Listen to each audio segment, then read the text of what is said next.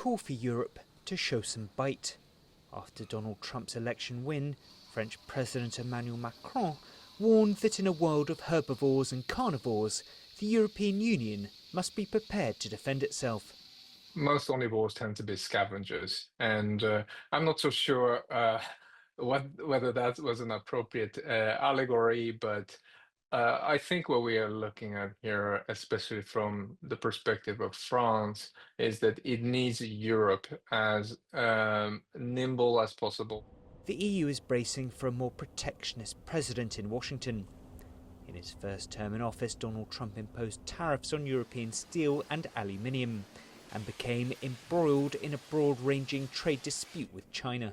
This time around, he's threatened tariffs of up to 20% on all goods coming to the US and duties of at least 60% on Chinese imports.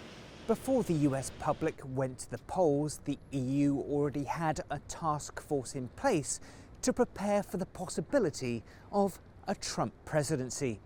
European Commission President Ursula von der Leyen says the first step is to engage with America's Commander-in-Chief. A dispute over electric vehicle tariffs has fueled trade tensions between the EU and China over recent months. With an uncertain road ahead, the EU's next potential foreign affairs chief has laid out her vision regarding economic foreign policy. That our economy does well, that our economy is competitive. Sometimes we have maybe let our guard down in this regard, that we don't defend our interests as much as we should defend our interests. The EU has floated the idea of increasing its intake of US liquefied natural gas as a way to appease the new administration in Washington. But analysts say the EU has some guardrails should those efforts fail. We have an autonomous regulation that allows us to impose counter sanctions.